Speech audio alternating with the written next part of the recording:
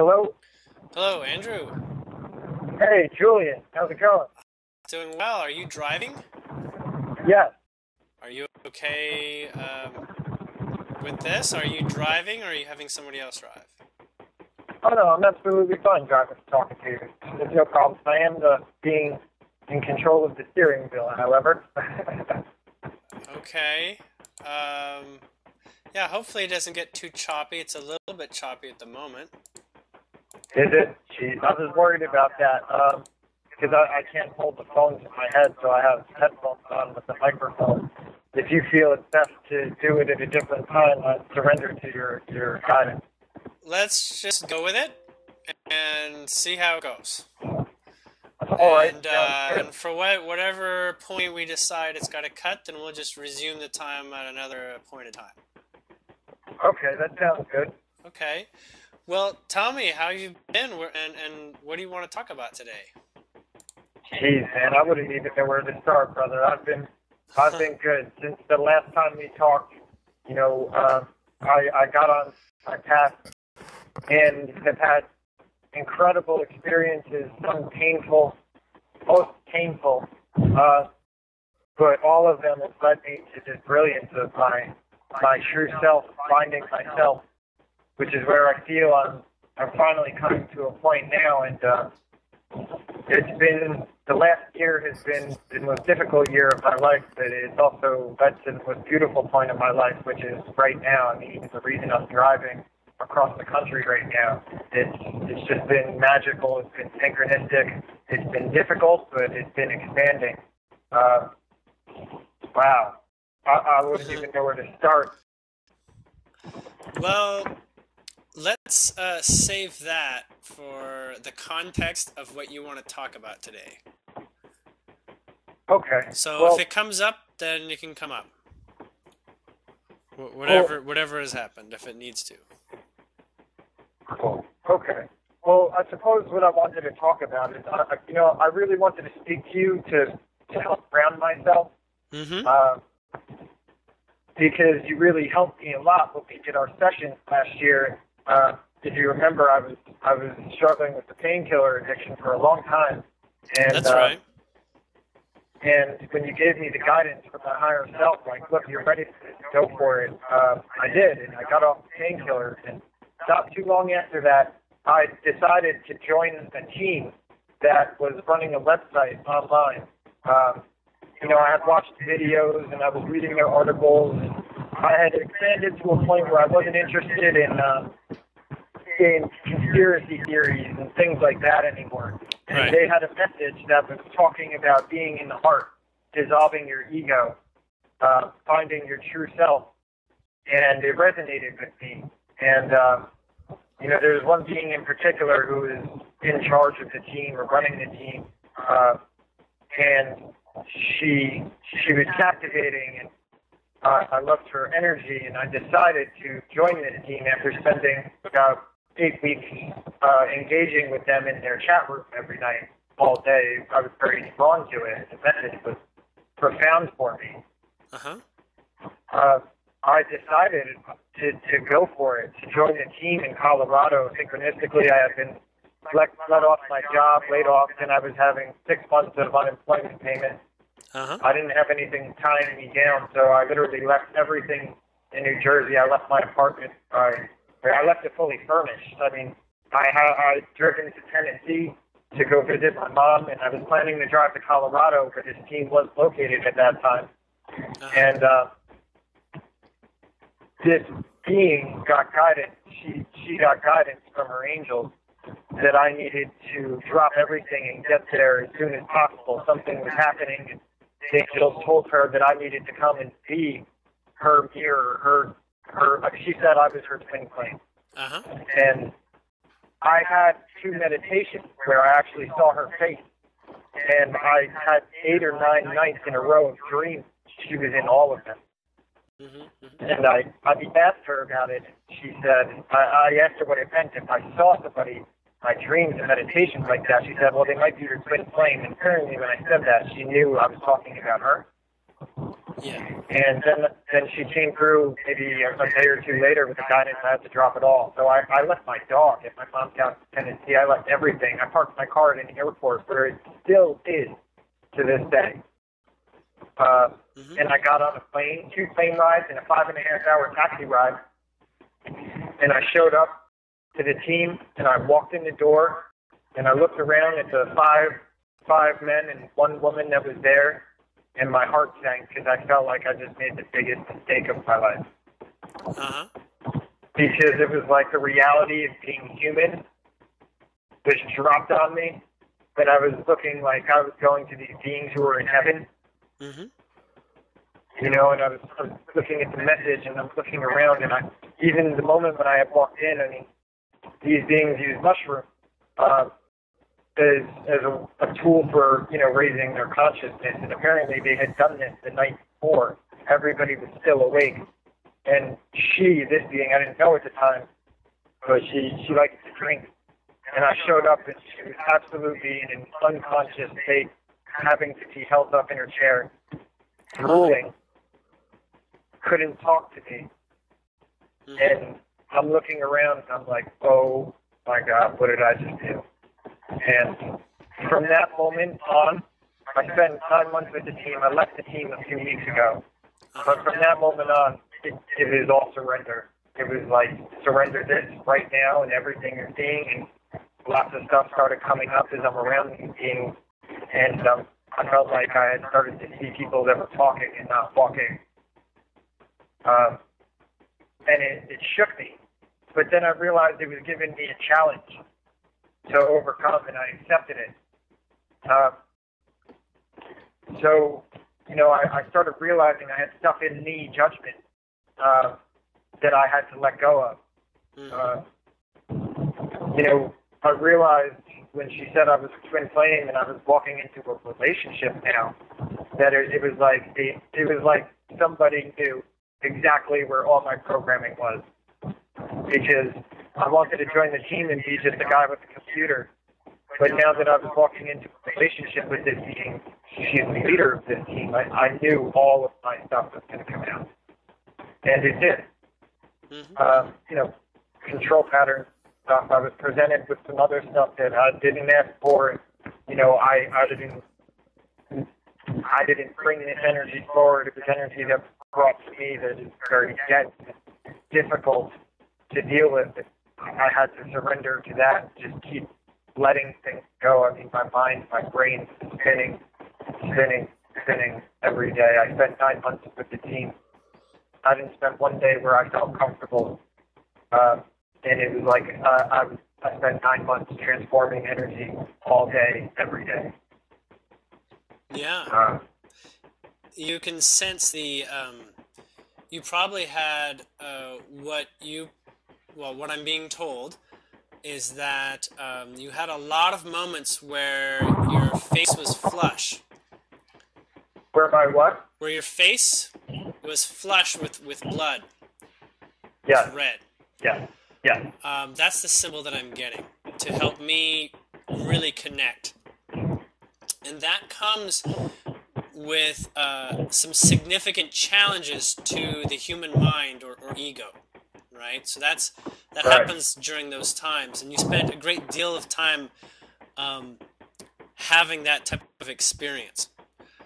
Almost right. Like that was a little bit of what a lot of things centered around for you, not for the other people.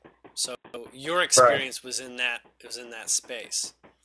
Now, there's a lot that I'm getting, but we're going to step through it a little bit at a time. We have time, and I think this line is doing all right so far.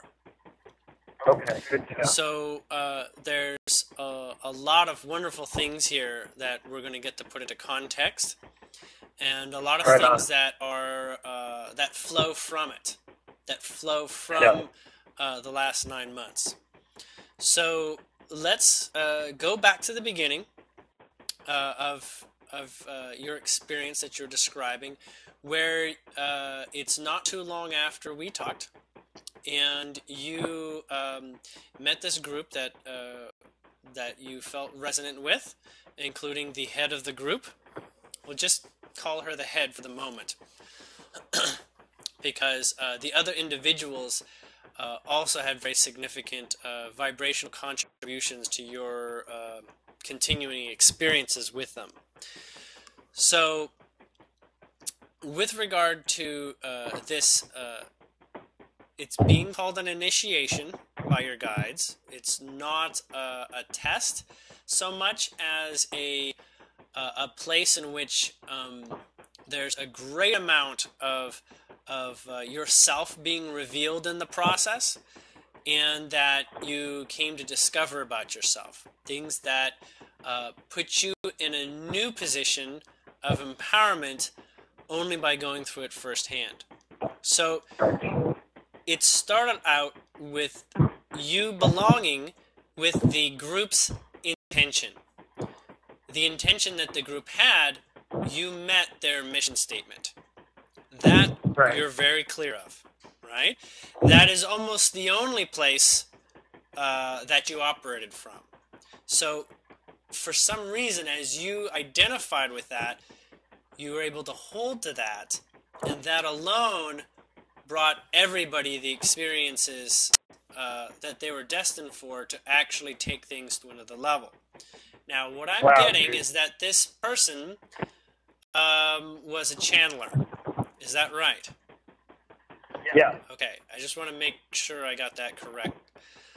This person does channeling probably for not just one being, but for probably a couple. And it's a whole committee now, yes. Okay, so channels for more than one individual voice. Okay? And part of the reason why she is using substances of any sort, I'm being told, is because it is actually overwhelming for the mind and ego. Okay? It's overwhelming in the sense of the immensity of the experience. It's almost like, should it not have gone and been organized in the way it was, she would have consciously been an unwitting participant. Did you get to that level of understanding about it?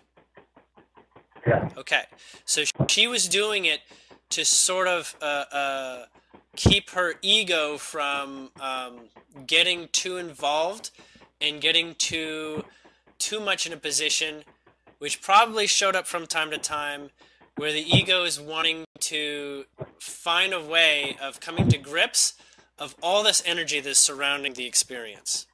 And this involves those that she has an influence with. We'll say her audience, okay, and those that are close to her. She has a lot of energy that she is, we'll call channeling through her, and that brought many people very poignant experiences, whether they were short-term or whether they lasted some time. Now,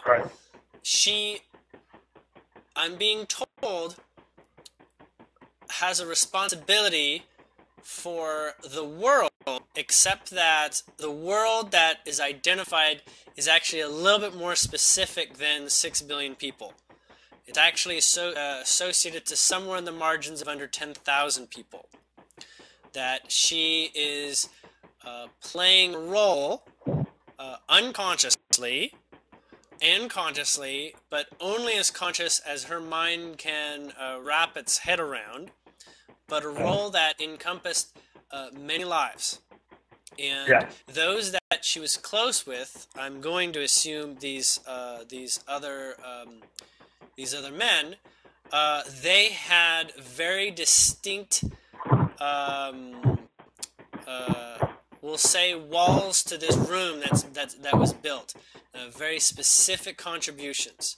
On one level, you can say their contributions all the same, but the subtleties are where are not to be missed. The subtleties of each one's contribution, including your own.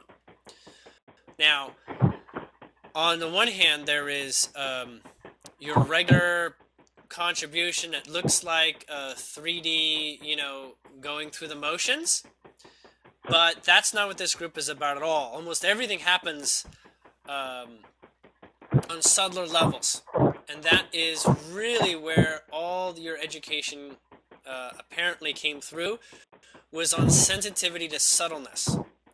And sensitivity to subtleness trained you to become much more sensitive on a great many things. You're already a very sensitive person, but you became a great, extremely sensitive on many other subjects you were not initially familiar with that were in your vibration. That's what I'm being told. Yeah, that's all spot on. Okay. So there was, is a couple circumstances where what is actually playing out physically is the exact opposite of the effect of what's happening. It's almost like a movie that you put out a problem and you have a hero that solves the problem and you end up with a good ending. Initially, in the present moment, your average person would say, well, why don't you just change this and the problem would have never happened, right? But following through, looking at Hollywood, you say, well, then you wouldn't have a movie, okay? Right. If there wasn't drama, then you wouldn't have a story to tell.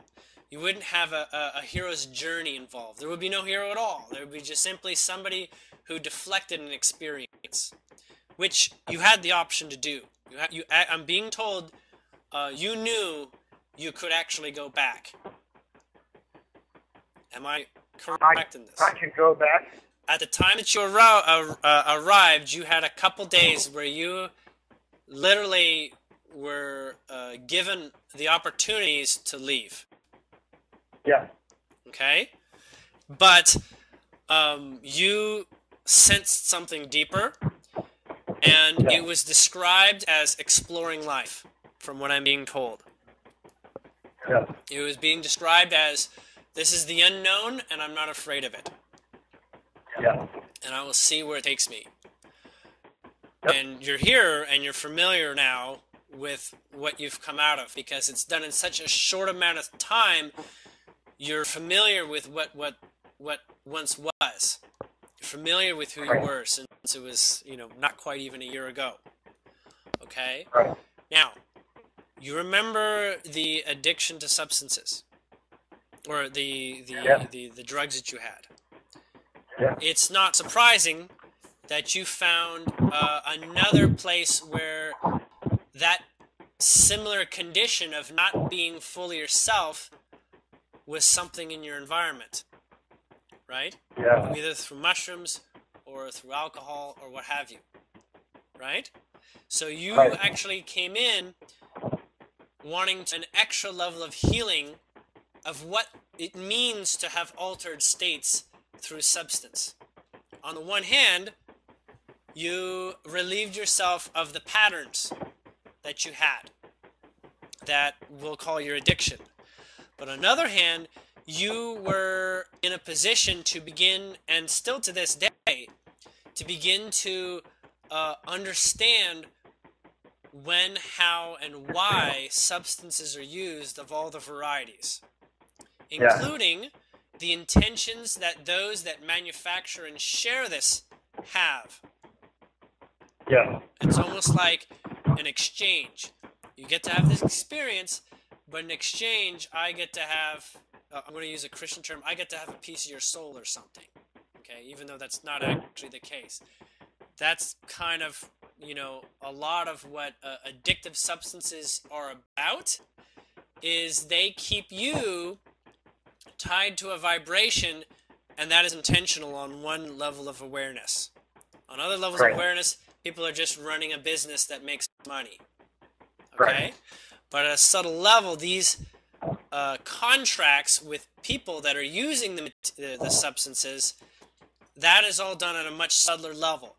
I'm being told, and if you don't remember, I'm being told that you got a very, very clear view of this inside operation of the substances themselves.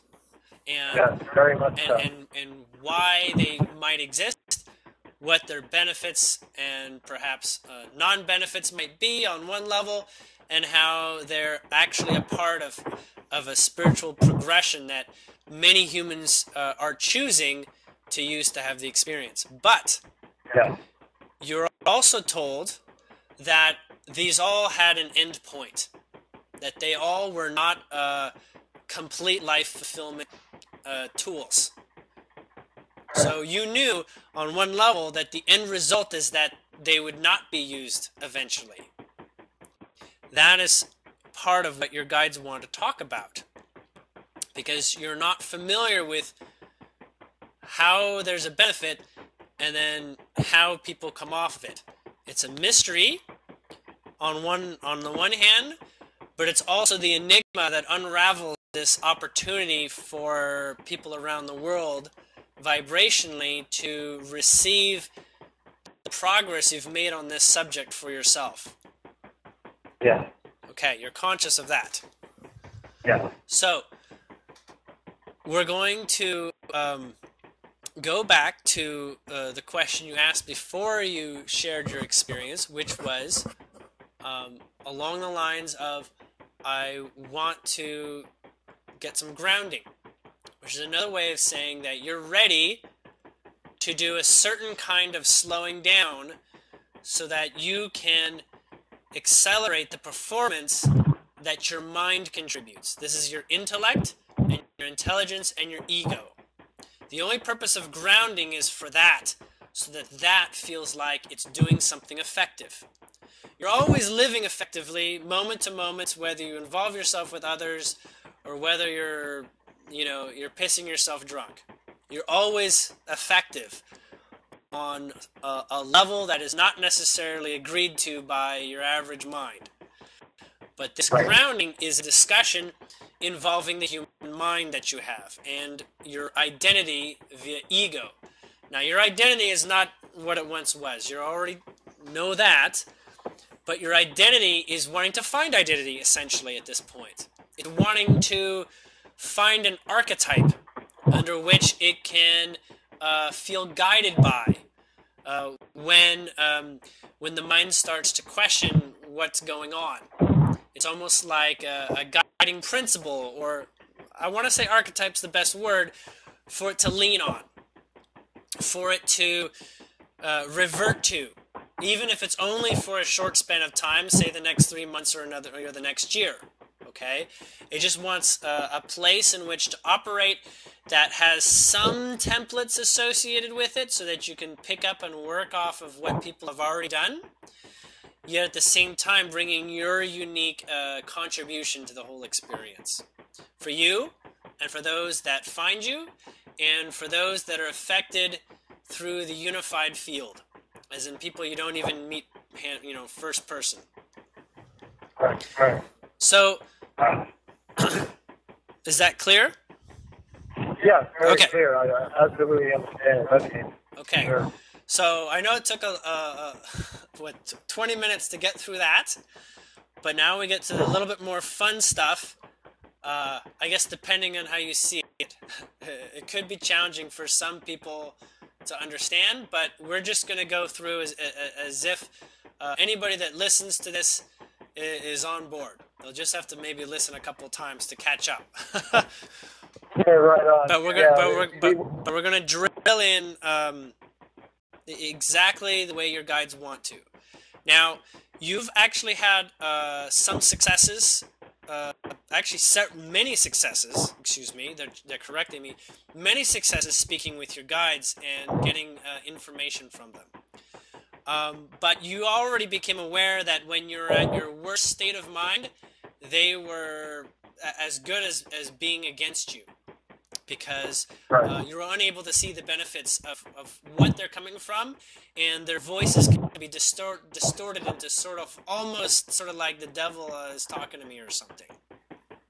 Right. So, with that in mind, they actually simmer down the level of communication until you're ready for another phase in which you understood a little bit more their involvement with you. So they're going to talk a little bit about that. A little bit about, and actually 2 of your guides have moved on, and 2 other guides have moved in. As of about a week ago. No, one was 3 weeks ago, 3.5 weeks ago, and one was about a week ago. They basically left very pleased with where they came through with you, and now they've sort of like handed off the baton sort of thing. So each one of them has an individual new replacement being. 3.5 weeks ago is when I left the team in California. A week ago is when this being, she came back to me and said, no, everything's changed. I need you back. You need to come back. I said, it's not happening. She said, fine, I'm coming to you. Yeah. So, okay. So, that's, that ties into exactly the shifts that you went through. Guides don't really change. Just because, they clean their hands and they say, well, that's all I can do for this person. They don't do that. They are literally from a place where they don't have anything better to do besides complete their quests. We're going to call them quests. King Arthur has brought that to my attention. Quests are a really good way of looking at it. It's like, I don't leave until I've completed my quest or my mission. But mission sounds too serious. Quest is a bit more divinely inspired. So as you went through particular vibrational shifts, actually, you've around those 2 time periods, you had a lot of incredible dreaming spaces. You had a lot of stuff going on behind the scenes that you probably got some glimpses of when you were sleeping. Vivid dreams, some big memories coming from that, and some significant points where you go back really deep into your life, like getting into boyhood and early teenagehood, I'm being told. So the guides, they basically knew that it was time for, that they had done what they did to, or not did to you, but were involved in your experience, and came to the point where they said, all right, next team, you're up at bat, and that's because you're actually having fairly new experiences surrounding basically another approach to revisiting, not in the same way you had in the last 9 months. It's almost like playing a game of Monopoly that involved lots of subtle concepts of manipulation. When you play Monopoly, it's all about, who wins sort of thing, right? And, making trades and energetic negotiations and, treaties and, all these sorts of things. While at the same time playing a game of energetic exchange and money and taxes and community chants and, all these, these random encounters that occur, including going to jail and what have you. It's being likened to a game of Monopoly, I'm being told. But the game that you're playing now is, well, I can't tell you exactly what it measures up to, but the theme is closer to what you call the game of Risk. You're familiar with that world-conquering game?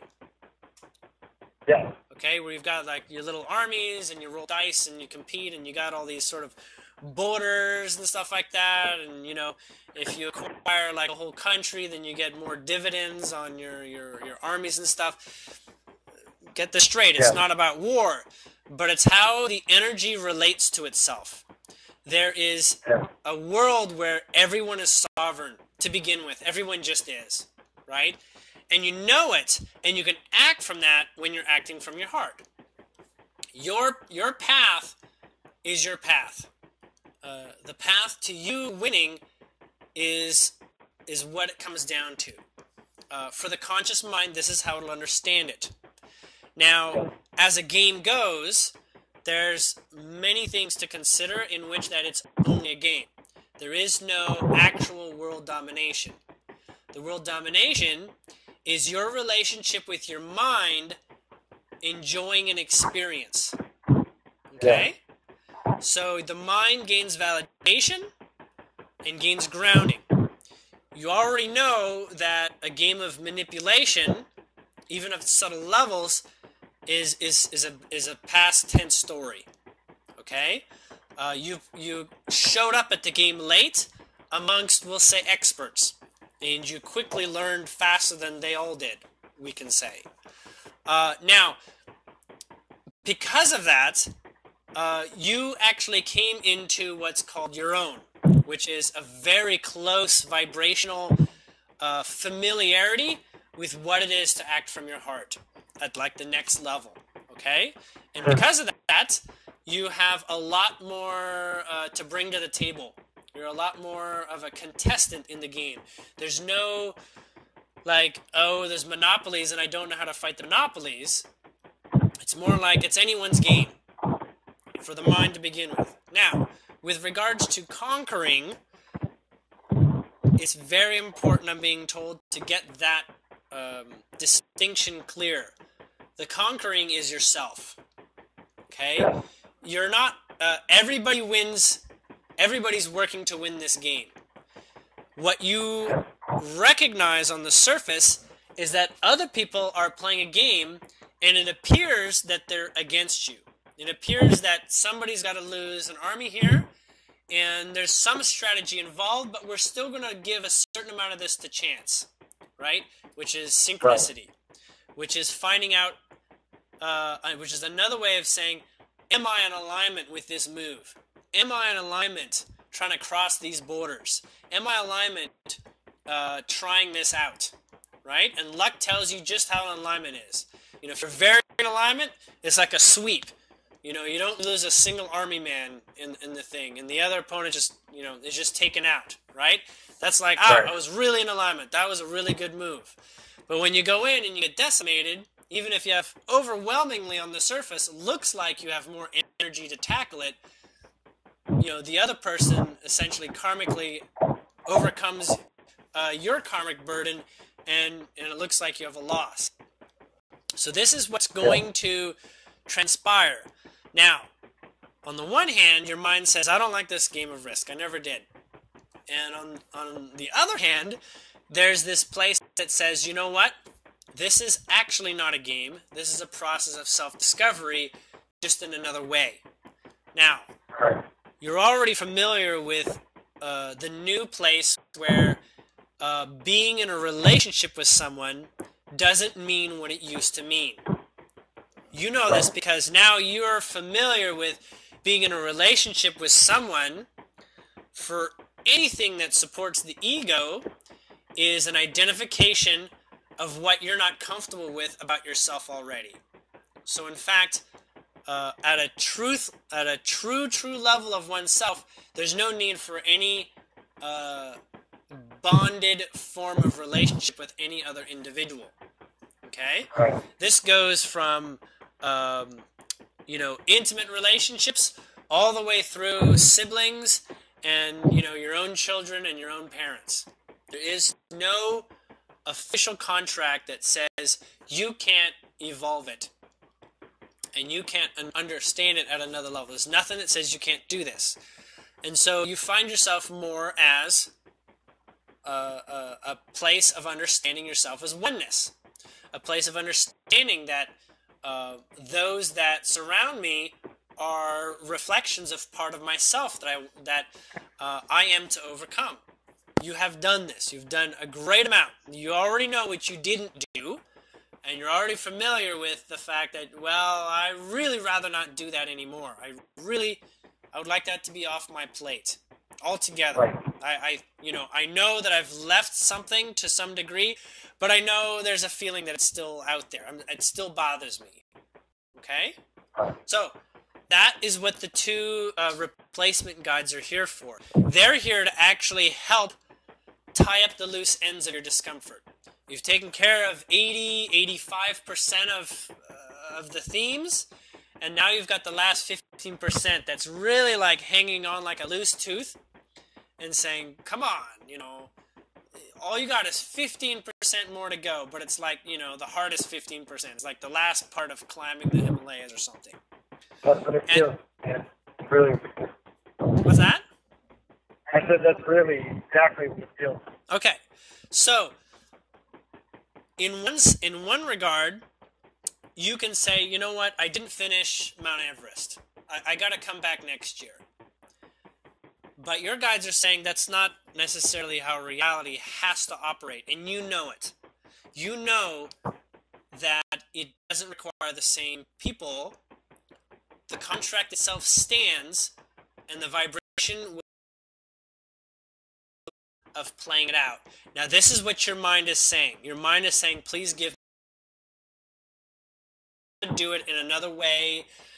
And the grounding is the verbal words that it's using. It's saying 15%. I don't want to go at the hard angle that I did before. I used too much energy in a short span of time. I am not ready for that.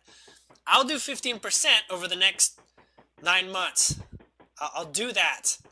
And that way, 15% is stretched out, and it's not going to be too challenging for me. I can handle 15% spread out, rather than what I did was 85%, you know, in 6 to 9 months. That was an uncomfortable, bumpy ride much of the way from the mind's perspective, because it's just so much transformation in such short periods of time, and it layers, right? It layers. It's not like one lesson. It's like you want to figure out, you know, what a senior has to know in high school. You got to go through all the grades. You're not going to skip too many grades here, and you're like basically studying for, you know, grade 1 all in the span of like a month. Every month is like going through an entire year of, you know, of elementary school all the way through high school, right? You're familiar with? Yes, it's like Adam Sandler and Billy Madison. I know. I saw that movie the other day, and it is actually pinging my heart, because that's what it felt like. Right. Like It's a perfect like analogy. I was on a fast track. Correct. It was a fast track.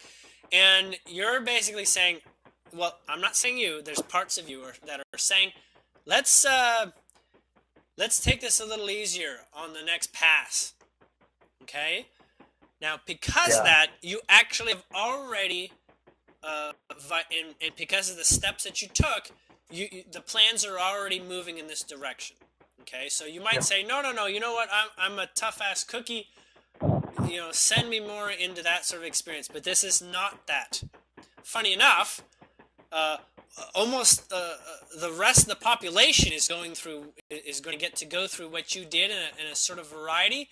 You're actually going to be in a position where it's actually, wow, I can help them out, because I'm so over it. I'm so through the majority of it. But you still have the 15%, which says, I am still able to talk about it. When you clear that last 15%, you don't want to have anything to do with discussing anything that happened over the last 9 months that you have. Does that make sense? When you're done with the actual really 15%, you just don't have anything that ever pops up on that subject anymore. In fact, you're actually quite happy on the level where anybody brings you anything on the subject, and you're just like, you can't even make me upset. It was so awesome. Does that make sense? Like, there's no triggers available. Not in the 15% margin or the 10% margin. There's 0 triggers. You still have triggers. Okay? Yeah. You already know this. You already know that you can start crying when you focus in the wrong direction. Okay? Right. Because your mind is saying, please, please, I don't want to acknowledge that. I'm not ready to acknowledge that. Okay? So, what's coming about now are, as you're already familiar, is there are waves of energy, right? They're, you know, portal dates. You already know the term. I really like the Shrines of Fire. They tend to get me every time. Yeah. So, you're already familiar with astrological related portal dates. And you're familiar that you don't need to do a whole lot of, you know, pre-planning. They just are. You just have a presence of being ready for it. The difference now is that for the portal dates that are going over for the next year or so, you actually don't even talk about a year from now. 6 months is really your next functional timetable. And actually, the majority of what goes on is actually in the next 4 months. Okay? So I'm being told your next 4 months handle about 10 to 12% of your last 15%. Okay? Now, that is not, it sounds like, oh my God, you know, great. And it's not even nearly the same sort of challenges that you had already. When I say not nearly, what I mean is they're not going to be familiar. Okay, so they're still going to be, wow, what did I wake up to today, sort of thing. The difference is you have already a personal centered alignment. You're way past the 50% loving yourself point. In this reality, all you need to do is love yourself 50% or more of the time. 51% or more. You're way past that. Okay? You're way past punishing yourself. You're way past feeling like, you do more wrong than good. Okay? You're way, way, way past that. So... yeah, that's in the rear view mirror. I can't even see that anymore. You're right on. Right. So in this position, you are now extremely able to support people. When I say extremely, I want to say every light worker wants to be in your shoes. I didn't hear the last word at the end of your sentence. Extremely what? Extremely, well, the word doesn't matter. You're extremely able to help people in the world in general. In their relationships, especially in the relationships. Okay? And this is everything from marital relationships to relationships of convenience that aren't working anymore, to relationships where substances take a part of that, to relationships where people are protecting themselves and using the skills taught by society on how to manipulate and keep relationships the way they want to. You're pretty much a master of being familiar with all those subjects. Yeah. Okay? Now, on the next level, there is what you're already familiar with, which is the mission. That is the statement of where you were and the people you were with. The mission is still awesome. It's still full of vast potential for individuals as well as large groups of people seeking. Okay? Now, this is where your guides are going to describe your particular relationship in the mission. Okay? First off, it is a mission you have for yourself already. It's like, they're telling me it's around 90 to 92% accurate in the wordings that have been used. So there is some refinement to the mission statement, we can say, based on where you are right now. And that should be addressed first. Okay? So that's basically saying, this is what I really want to do. Not something like this, but this is what I really want to do. This is a more accurate verbal description of what I want to do. Okay? Now, the 8% or 10% that you didn't really address before was simply you had the energy to do it because of your excitement and that you were continually unlocking a lot of energy that gave you access to this. You were doing really good. I mean, people don't mind, driving a sports car if it's 90% the sports car they want. They don't have to wait for perfect. So you didn't necessarily wait for what your mind would like to call perfect, but you definitely used a lot of the 8 to 10% to begin to refine your interests. Okay? Now, because of these interests, and because of what that group does, you need to have a statement that you take your time with. I'm being told it'll be dispensed. It's already been starting to be dispensed, but you can take your time consciously to invite it. It'll take about 2 days. So you want to be listening for about 2 days. Okay? Okay. This is going to be the 27th and the 28th of this month. Before then, just let what you've attracted and what you've set forth, just let that play out and be in the moment. Your only job is to be in the moment, which you're already master at, by the way. They're applauding this. They're cheering you for that. You really are a master of being in the moment. And that is a very big contribution as well, but you can't teach people that. You can only demonstrate that, right? Well, I express my gratitude to you and to them as well, because it's been very difficult. It's been painful, but it feels so incredible and so brilliant. Yeah, they're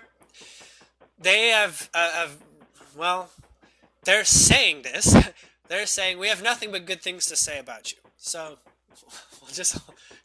we'll put that on the side for the moment as we continue to discuss the 27th and 28th.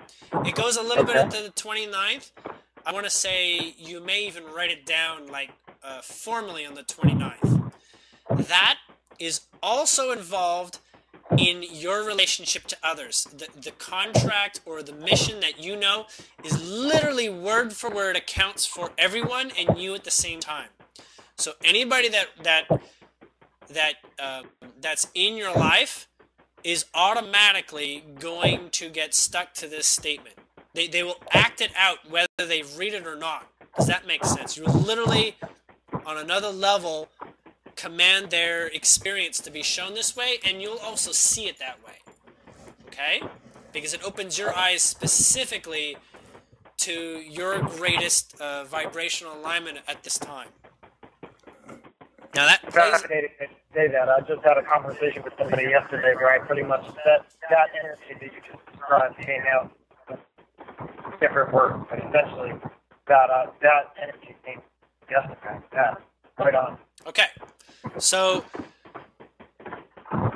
a quick reminder, grounding is this place where your mind becomes comfortable with what's going on, because the mind is really involved in the process of creation.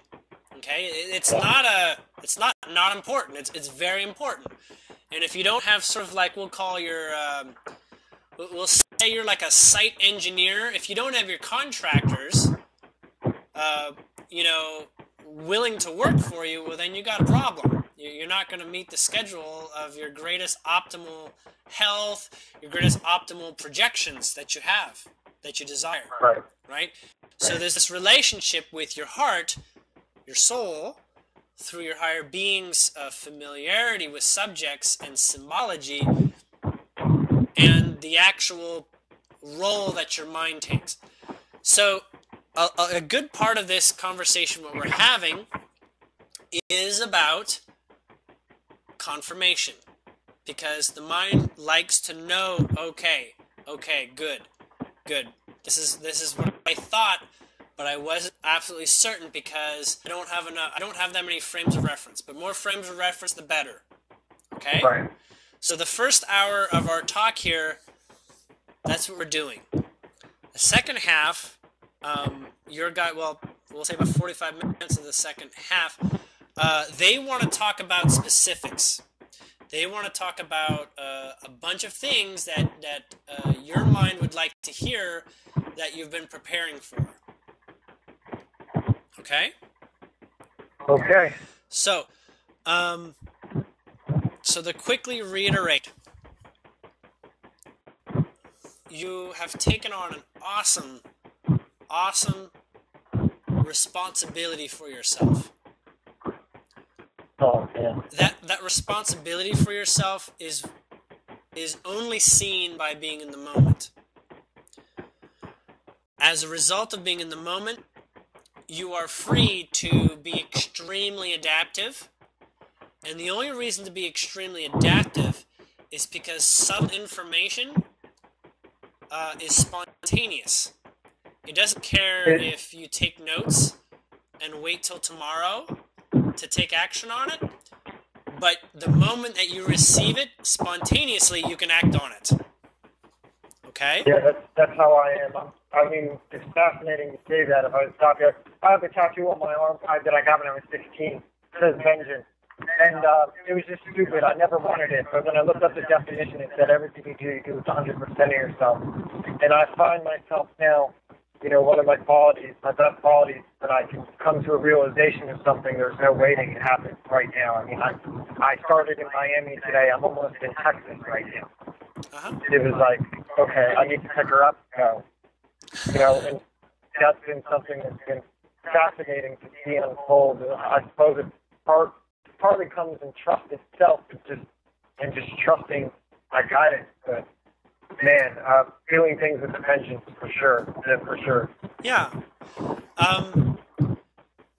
This is a message that's being carried over. Trust is actually a sign of where your mind is related to what your heart knows. Heart is knowing, mind is believing. Yeah. Okay? Wow. Mind only needs to believe. Heart knows. Heart knew when you were born. Okay? So what you're trying to do is access the wisdom of your heart. Because the wisdom of your heart is infallible. You can't actually go wrong with it. Okay? Right. It's like saying, I never had any ancestors. No, you had ancestors, and there's a lot of evidence to support every possible creation as a result of your ancestors. So, that's like saying your soul really has been talking about things that it's been pulling together from beyond this lifetime. Now, yeah, my soul must really, really trust me and have high aspirations for me, and that's all I have. So, yeah, it's great because your heart never gives up, only the mind does. Only the mind knows that concept. So, love is the vibration of how much trust there is in it. Trust is like a dial, right? It tells you how much pressure you can handle with regards to doing something new. When you trust something, that means you've got the energy to do it. Now, there are a couple illusions out there that describe the exact opposite. Okay? Like, say, this person trusted and he jumped out of a plane and his parachute didn't work. He trusted the parachute, but he died. So we have stories like that. And we say, trust is not the end-all, be-all. I should not trust what I call trust. I need to constantly test trust. That's an illusion. Okay? From what I'm being told. Trust is just a dial. And there's levels of trust, okay? But you can find out exactly how much trust you have for something in the moment because you're extremely sensitive to your inner guidance system. When I say extremely, I'm going to say in the top 10 people I know personally. Wow. Now, it may not be familiar to many people, the way in which you do it, because you have to do it your way. It's literally, there's things you can learn about how to trust someone, but only you can practice it in your particular way, because you have your own mind to sort of saddle up, and every horse is different. Every horse is unique. Every life is unique, for good reason. Now we're going to move on to the second phase, or the second half of this discussion, where I discussed a little bit more what you're going to be doing on a bit more first-hand basis. It doesn't start this way, but we're going to talk a little bit past the bumps. You're going to have these little bumps at the beginning, a little bit of, we'll call living day to day. You'll become aware very keenly of your mission statement, the 27th, the 28th, and completing it on the 29th. You can complete the 28th if you want. Just on the 29th, you'll wake up very refreshed and very solid, almost like perfect, like the cement is dry with regards to where you come with what you have in your mission statement. Mission statement is nothing short of your life objective for the next 6 months. When I say 6 months, it feels like, on one hand, this should be for my whole life. Okay? But in 6 months, even you will be more connected with your heart, and you will do additional refinement. Okay? Almost almost to the degree where you're changing like 50% of it. Your mind doesn't like hearing that. What am I doing for 6 months if I'm just going to change it in 6 months from now? Why wouldn't I just get what I'm supposed to do in 6 months? Well, because what you're doing is you're actually chewing. I mean, like in your mouth. You're literally chewing out old vibrations. So that's that last 15% we talked about. We're not going to talk about where you are after the 15% is over. You have no idea what you're capable of after that. Dude, I gotta stop you for a second because you give me the chills, brother. Okay. You don't even know exactly what's going on in my life right now because I haven't studied that. But it's just so fascinating. I don't know if you know how brilliant you are because you're so right on. That it's incredible. It's just stopping me dead in my tracks, man. I just want to show you some gratitude because it's just incredible. Thank you. Well, you can hear that I love doing what I do too. Right? Yeah, man.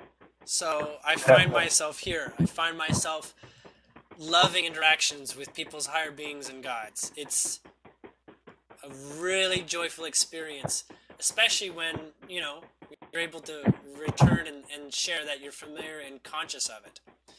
But even so, I know I've seen it a lot. Yeah. Yeah, man. Brilliant. Absolutely brilliant stuff.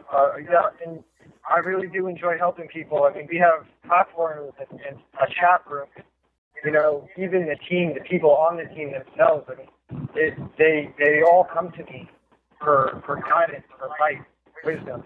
And, I enjoy so much being able to go there with them and use my experiences because I don't know where it comes from, but when somebody has something, wherever it is, I can just get straight to it with them.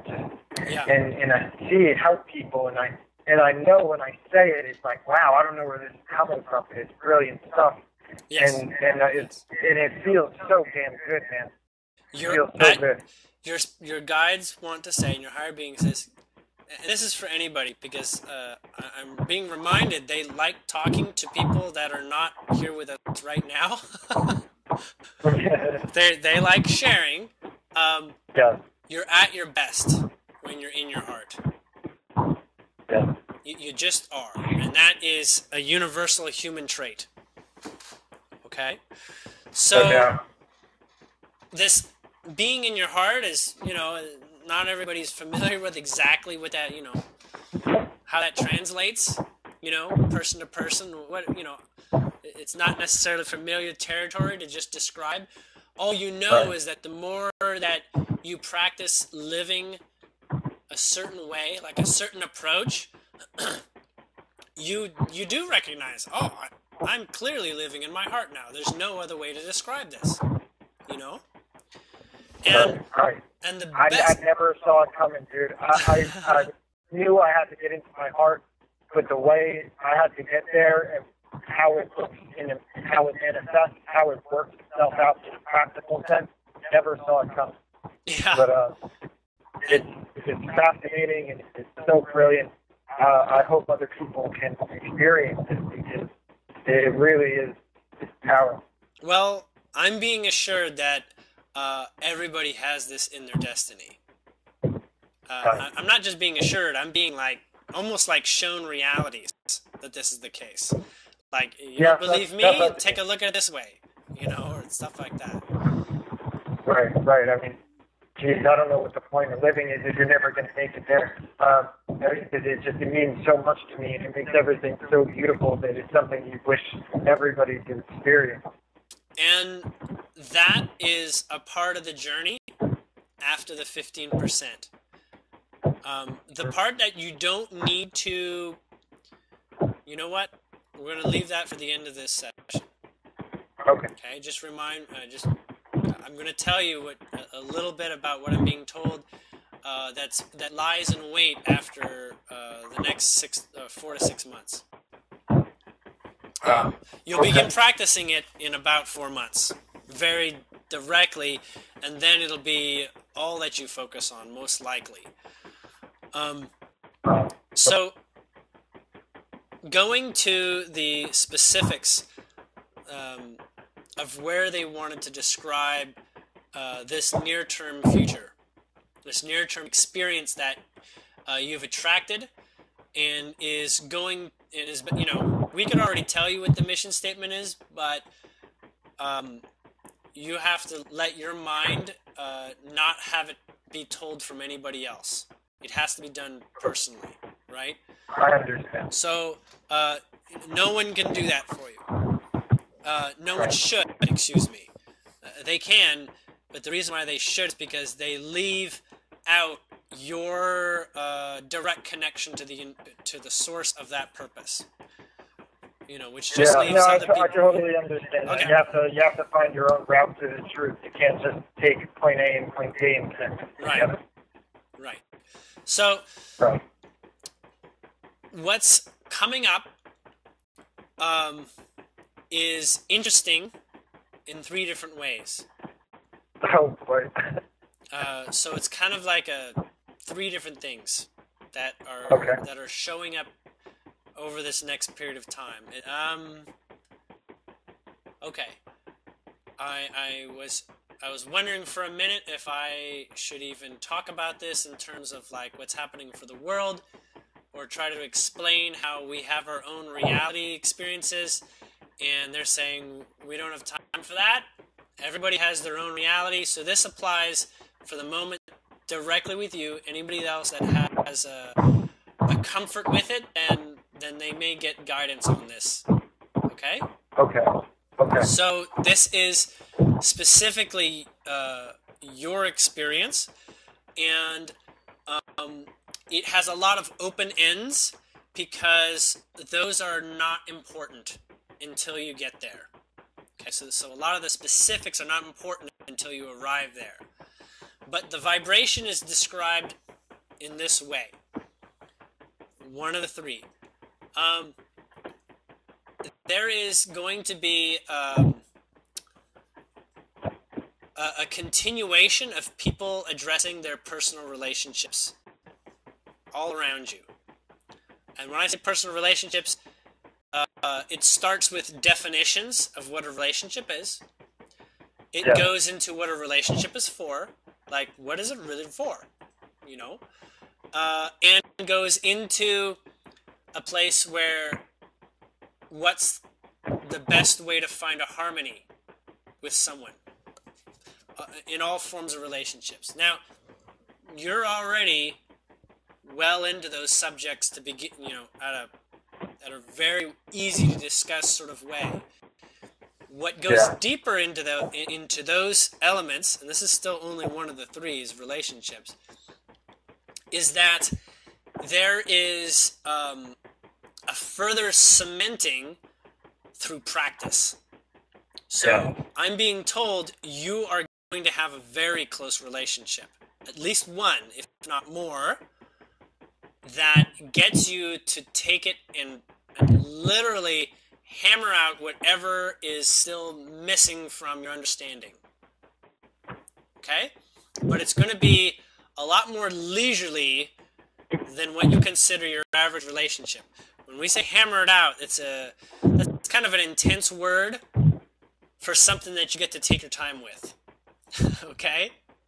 Okay. So it's going to play out in ways where it might not even feel like you're in a relationship until a certain point where you realize, I am in the relationship of this sort of I feel the energy coming. I feel it coming. Right.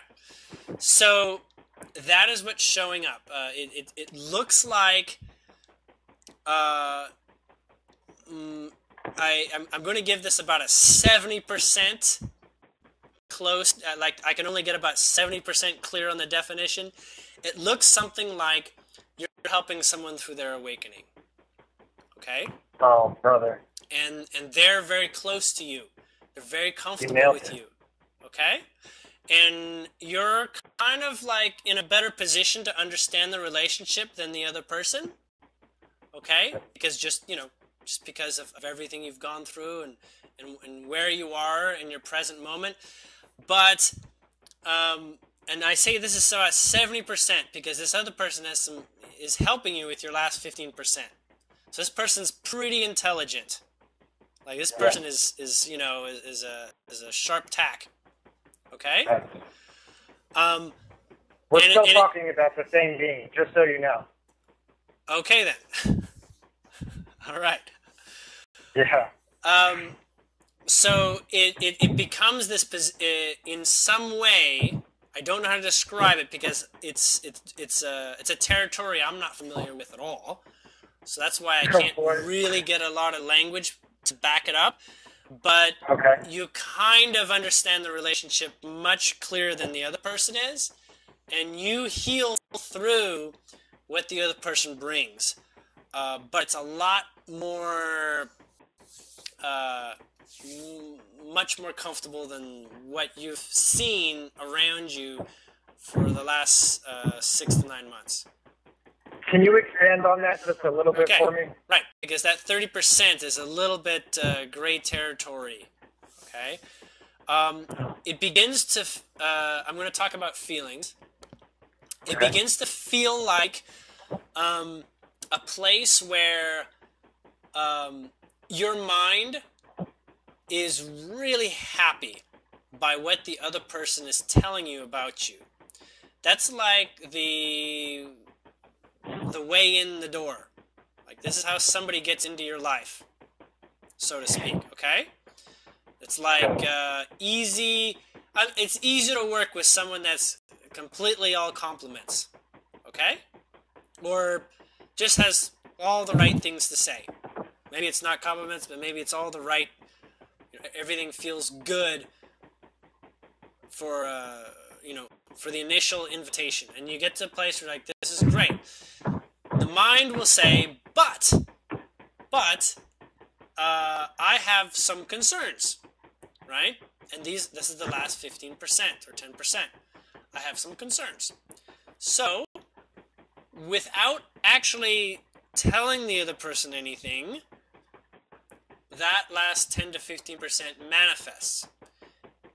The difference here between calling it out and saying what that last 10, 15% is and letting it show up and seep up is that the last 10 to 15% is very complicated. We'll say it's intellectually challenging to have a conversation of it all in one spot, all in one afternoon or whatever, okay? So it actually has to be experienced to cover this new territory. Now, on the one hand, you may think, well, this is new territory for anybody in the world. Like, I am exploring new territory that I don't think anybody else experiences. I think I'm kind of unique here, okay? But on the other hand, you know that other people are having the same thing go on as you are, okay? And we're talking about things that have, it's like a 7-layer dip, right? Or 7 layers of an onion. There's tiers of it. You're already familiar with how tiers work. You just have to trust yourself in the current one. And they'll last, about 2 weeks or so. They'll be a little bit longer, and then they'll get a little bit shorter. And then around 4 months, then after that, you'll be ready, and you'll be like, let's cut the head off. Literally, I'm ready to cut the head off the last 5% or 2% or whatever. And you'll do that in a completely indescribable way. I don't know how to describe it. So what happens here in this relationship is all about you. Recognize what you're inviting. You already know how to do that. But listen to what you have to say to this person, because what you have to say to this person is about you. But when you're telling them, you can't act contrived. You can't act, I'm going to tell you something I want to hear from my own ears. It's return to it after the conversation's over. Return to it afterwards. Okay? Yeah, that's been one of the problems. The energy I'm starting to see that I have to find harmony. Right. It's a different kind of learning process. Right? It's not your average learning process. Right. It is. It's exactly like layers. It really is like Yes. layers. Right on. Yeah, it's like you see a part of yourself in a mirror, but then in that mirror you see an even smaller part. When they tell you things, you've invited them to tell you stuff so that you can find out about you, right? Originally, things that other people have to say about you, that's their business, right? It's not as significant as it would seem.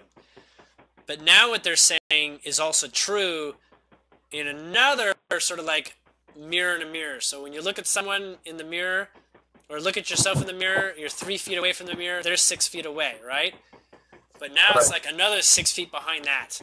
You're really getting down to like small and hard to identify things, and the way that you identify it will come through what they tell you about you. Okay? Right, yes. It's getting very specific, obscure, vague. Right. But so at the beginning, everything's particular. perfect, and then slowly introducing what they have to say about you. Is that makes sense? I'm not sure if I hear what you're saying, but I'm not sure if I'm totally getting it. Just what you're guiding me with. I'm going to give you an example. Okay. An example. I'll look at my daughter, and I'll say, "You haven't done your homework yet. Go do your homework." Because I know, doing your homework is going to do you a lot of good in the long run. You're going to be happy with that homework done tomorrow, right? Don't stay up late. I want you to get your rest. I want you to go to bed on time. So, there's a retort. My daughter says, "Yeah, but I don't really need to do the homework." And I'm like, "Well, yeah, I know you don't really need to do the homework, but I really think it's a good idea."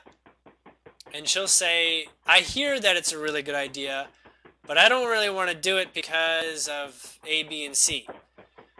And I'll look at that and I'll say, "Wait, those aren't good excuses. I don't think they're very good excuses. I'm your parent, and I think that you're going to have a better experience if you follow my lead on this."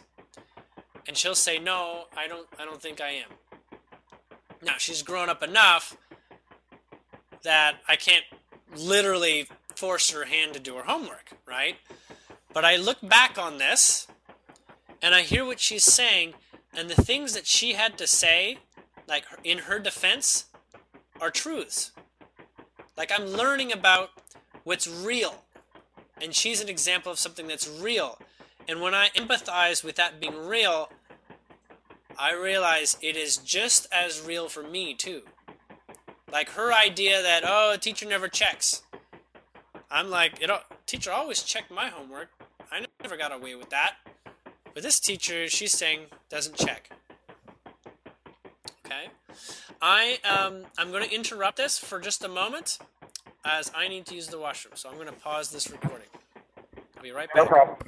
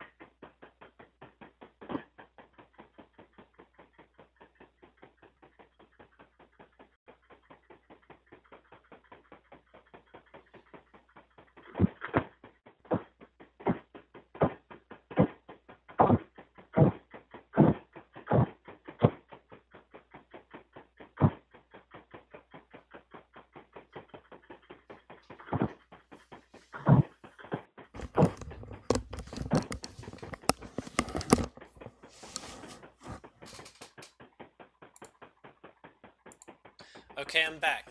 So, All right. so to continue, you're going to go through an exercise that almost nobody likes to do, where you're going to listen very carefully to what this other person or people close to you are going to tell you about you. Now, originally, like I said, it's like their own problem, right? You don't need to focus on that. However, in the world that you come from, which is in your heart, you have an ability to listen to information that other people have to say about you. It's a form of it's a facet of empathy. Okay, so it's almost like listening to them in their concerns for you. They do this by contract. You told them to tell you about you because you don't know this about you, or you don't understand the last little 5 to 10% problem that you have. They can't tell you a problem that you still call a problem in their lives if you're not meant to face it. Okay? Most people, they get over the hump of the majority of their problems, and then they get down to these ones that are really sort of trippy. Okay? In your case, you begin to listen in a different kind of way. Originally, if the problem was dramatic and you actually had a problem with it yourself, you would not use your skills in empathy to listen to the person. You'd be just too emotionally overwhelmed. Right? It's like it hits home too hard. I can't even. I mean, from an outside perspective, you can say that's it. But you know, there's people that do like this thing. It's like absolutely not my problem. I absolutely reject what you're saying. That's because it's really true. Right. I know what you're saying, because my experience used to be, tell me that and I spit. But now I found enough power and truth and love for myself that I can hold my sentence when I listen to other people speak something that might not feel comfortable. Right. So there is, and this really only tends to show up in people you're close with. Okay? But you apparently want to go for the brass ring of understanding relationships for everything, under every circumstance. I mean, romantic, intimate relationships too, or especially. Yeah, I don't want to leave any stones unturned. If it's going to be more pain, I'll take it. But I'm hoping I'm getting to the good part now. Right. So you're going to identify the last remnants of why it's useful to have a relationship, and how to guide oneself through this journey. It's damn near going to be like an epic novel if you want to write down what you learn. Will follow the inherent laws of reality when you share. You already know you got this a long time ago, that you can't tell people what to do to fix their lives. You can only tell them how things are done from your experience, but you can't tell them how to get to where they want to go. Yeah. Oh, like they say, I wish I had a relationship with this person. Can you, help me get this girl or something? I said, well, I can tell you how, but I can't tell you what it's going to do, how it's going to work for this one. You're nailing it, man. Nailing it. Okay. Like, be the example. You can't change something on the outside. Change it on the inside. Now, let yourself see it here. Yeah. That's right. Where this becomes ultra effective is when you are in a position where you're talking to people about this. So this is in the 4 months to 6 month period. You will literally be I'm being told this, that it's in your heart and in your alignment. You'll be overjoyed when you help people with their relationships this way. Yeah. Like strangers, you know. People close to you will be one thing, but people who are strangers, even, it'll be across the board. I went to the mall. The first time I left the team a couple weeks ago, and I haven't been outside, staying away from the energy. I've literally been like in an incubation chamber for transformation for 9 months. And I went to the mall, and when I started to engage people, it was like when they looked at me, they just locked in. It was like they were experiencing something that they had never experienced before. Just the presence of my employees, eye contact. It was like they could feel something different there. And I saw it.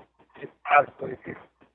So that resonates with me, what you're saying, because it really brings me so much joy to help people. And I see how even complete strangers, how all that potential is there. I mean, I made like 4, 5, 6 friends just shopping for somebody else, going from store to store.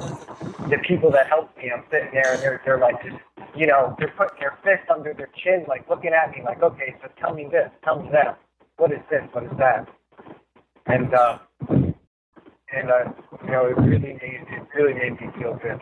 But to come back to what we're discussing, you know, the energy of and the consciousness, the awareness of what I'm speaking when I'm looking at somebody, this other being in particular. When I'm saying this is not in alignment. This is not in alignment. You know, I'm starting to become very conscious of projection, and I'm feeling into projection. I'm having some density there because I'm like, well, how do I talk to this person about what I see within them and not have it just be a projection of something that's within me? So you want to understand how to move forward in balance without shortchanging yourself and without you're empathizing with making the other person uncomfortable with how sharply you may say something. Because this is the issue I face, which everything you're saying is so perfect for the communication. It's really what has been an issue for me and something I have to work on in this relationship, this one relationship in particular. And I really do feel like I'm being guided to help this team, but I mean, I can't get in. I cannot get in. And that's because the last 15%, everything they offer is about you. You're not helping that other person like you think you are. You have to some degree, otherwise your mind will not play the game. Okay? But this is, again, they are going to be introducing you to things that are uncomfortable. They're for you to deciduate on your own. You don't have to have a response right away. It's fact, I'm being told your skills in being in the present has led you to be exceptionally clear and not reactionary. So this skill you have to not immediately react allows you to let your heart give you the wisdom on a subject. So that resonates. So the point is, don't necessarily ever agree to anything proposed in a moment if you're not absolutely smiling ear to ear. You always have something you can chew on and say, I'll come back to you on that. Right? Like, I need to consider this, or I'm going to take my time with this, or I understand where you're coming from, but I want to understand more, and so I'm going to take my time and listen to how I feel about it. When you do that, you will have an immensely more significant presence with your response. And you will literally be able to describe at a subtler level of understanding, or we can say even a finer level of understanding, exactly where you come from and why it's meaningful for you. It's a little bit like when you talk with the other person, That's you handing in your test to see what grade you got. Does that make sense? So don't hurry through the test with your response. Is that clear? That's what I'm being told. Yeah, brilliant. Right on. Okay. 1, 2, 3, 4. Reactionary is habit. Reactionary is habit. Okay. Which is not useful in many occasions. Very useful in others, but when there is a great amount of energy, habit is usually not the best way to handle it. When there's a vast amount of change of potential. I grew up a fighter, so reacting is something that I had to really, really get a hold of. I see. Okay, so do you want to keep talking on this subject, or did you want to hear about the 2 other things that are coming up? I would surrender to the guidance of my God. Okay. So they wanted to share 2 other significant parts that are a part of your mission statement, your quest, that you'll be writing. And it's still like you've done a great deal of the work, but there is a small fragment of it, and you are going to be playing with money. And when I say money, I mean ways that you hoped you never had to. And playing with money in ways I hoped I never had to. Right, it's almost like you're familiar with all the regular problems people have with money and all the regular enjoyments people use money for, but now money's going to get into a place where you're describing it more clearly, energetically, and how it offers its purpose to humankind through you. Wow. So, again, I repeat, I just want to ask you how brilliant you are, because you don't know what's going on, but you're hitting the nail on the head, dude. You really, I mean, I can't even describe how you're hitting the nail on the head. It's okay. It's all right not knowing the how, but this moment comes together with the help of your guides guiding this occasion, and I get to benefit from it too. So I'm enjoying this too. Right on, dude. It's fascinating. I've done a little bit because when I joined the team, I didn't do much, but we had a being who was running a platform that ended up leaving, and I was the only being who had any knowledge of running online platforms, administrating websites, building them, and they kind of handed me the keys to their Ferrari. And I started telling them, well, I need this, I need this, I need this. We need to spend lots of money. We need to do this. We built a chat room that cost us $15,000 so far. But it's brilliant, and the energy is great. We're helping people, and now we're looking at a mobile app. It's going to be like 25 G's, and I'm pushing for it. And I'm seeing everything you're talking about. I'm starting to see manifest already. You're seeing it already. You're seeing the beginnings of it.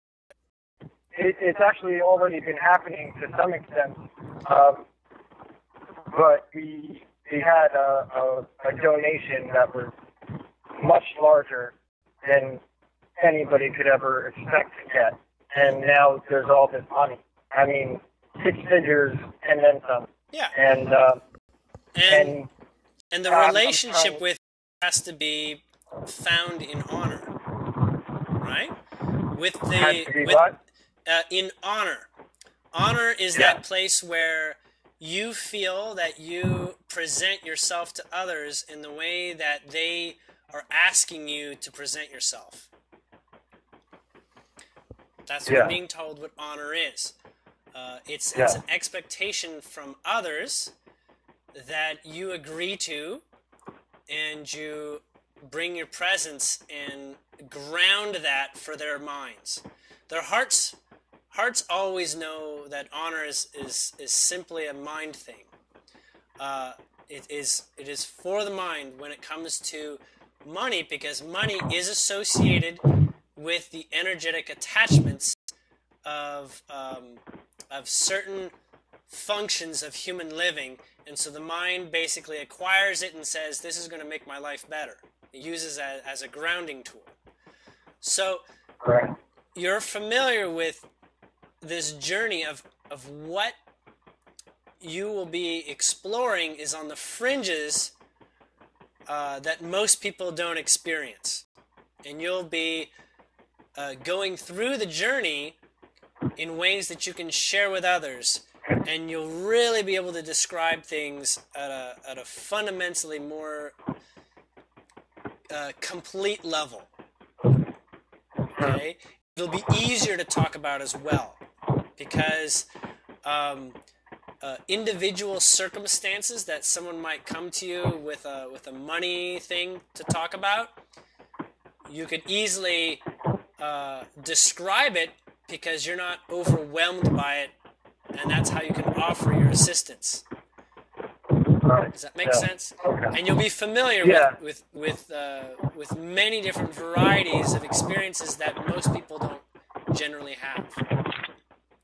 So it offers your contribution space in a very large way. Okay? Yeah. I'm going to stay present on that one because there's so many dynamics when it comes to money and how it changes even people and the way they react. You know, I've even been looked at like not trusted, handling it. Correct. And it's been fascinating to see. Right, and because to reiterate, my honor has been challenged in that regard. To reiterate, honor is the theme. Yeah, to reiterate, honor is the theme. Yeah. Okay. And understanding it's funny because when I started to get a little bit of that resistance, as if I wasn't being trusted, my ego wanted to give just a little bit to them to spin. You know, hold out that, not give them that last linchpin to ease the fear. Instead, the ego wanted to be like, here, spin on that. I'm going to leave this part out. When I know everything was accounted for, you know, but it was like when I saw I wasn't being trusted, I almost wanted to be like, well, okay, well then if you're not going to trust me, then I'm not going to tell you this little bit of information, and I know you're going to spin on it later. And I realized what I was doing, and I ended up, I just, one day when somebody was watching me make a payment to somebody who had performed a service for me, I just gave all my passwords and logins to the bank account information to count the pennies because they're all there, and you don't need to have the pennies here. Right. So it's trust. Yeah. Right. And the tool of transparency is often used to represent honor. Okay? You're familiar with the tool of transparency, right? Which is when someone requests something from you, you tell them it. And you tell them exactly what they've asked for. You can even tell them more than what they've asked for, if you feel that they're actually asking for less than what they really want to know, right? Like this idea where they'll ask in one phase, and then they'll ask a little bit more because you're familiar with the fact they want to know a little bit more, but they're only asking a shallow question because they want to see if they're even successful getting you to represent honor at a minimum level of their expectation of you. Right, exactly. That's what happened. I had somebody looking over my shoulder as I made the payment, and I said, here, you don't have to look over my shoulder. Here's the password to my bank account. Go count the pennies. It'll be a good exercise for your mind. You know, I surrendered, and my ego still had to have a word in it. But I see what you're saying, and it completely resonates with me. The transparency, when it came to that money issue, me spending funds paying people to make banners, do this, build a chat room, make it function. You know, that was the one thing that I guess spun me a little bit. But when it comes to transforming what's within me, everybody on the team, I mean, I was known for the transparent being who doesn't keep anything a secret. I've always put it all out in front of everybody. I hard on the team all day long, you know, because I always realized one thing that I could always keep is my honor, my truth, and my word, and be transparent. That's right. Yes. So, we're gonna put that one to the side. I'm gonna find out what they wanted to say for the third thing that you're taking on.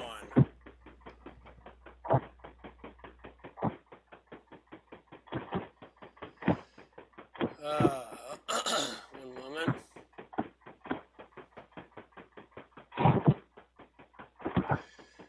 Okay, this one you have not spent as much time working on, so you're not like at the 85% awareness level.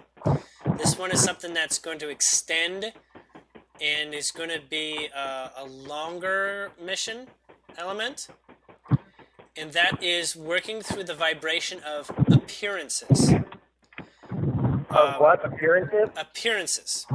So there's many onions, levels of the onion in appearances, and this is everything. This is discussing everything that you're familiar with regards to how people treat their appearance, how they read other people's appearance, how things that we see around us that are not people, how we interpret the appearance, is literally having to do with the unconscious mind and how it's trained itself to make meaning of things based on appearance, but not actually getting to the real deeper meaning, right? They say, you know the old thing where they say, appearance is only skin deep, right? But what's everlasting is what's inside, right? Right. That's the theme, but it's gonna go incredibly deep, almost down to the level of you being able to use a dissertation on the subject as a reason for people to believe in law of attraction, quite literally. Wow. Oh, because everyone can relate to it, and everyone has an understanding of it, and literally can tie many experiences to it. Yeah. So you're going to get down and dirty with the concept of appearances. Wow. I mean, in ways that I'm being told right now are exceptionally off the beaten path. Are exceptionally off the path? Off the beaten path of your average public's consideration of what appearances mean. Right. I've felt that energy. I've felt it in right moments. I've looked at it even. But you're spot on that it's something that's a little bit more vague in my consciousness. But I've seen it. I've been there. Yeah. Wow. Okay. Your guides are saying it's going to get fun because they're going to embarrass you a little bit. They're going to embarrass me. I know exactly what they got planned, at least to some extent. Oh boy, this is going to be good. Yes. This is good. I just talked to somebody about this today. Okay. Wow. Very, he said, very why don't good. you come visit? And I said, well, based on appearances of me and this being and what people are ready for, that's kind of where the conversation went. So they're funny, man. Wow. Yes. Okay. It's going to be a very lively conversation, but it's going to go all the way down to people's greatest fears, in general. You don't have a great deal of fears in that, and that's why you're basically ready to talk about and get into the deeper challenges that represent the human consciousness's limitations on the subject. Yeah, I understand. I'm getting some clarity on it coming through already on how the potential of that. Okay. Yes. Okay. I'm getting now some very specific instructions. Just hold on, because they're well, just give me a moment.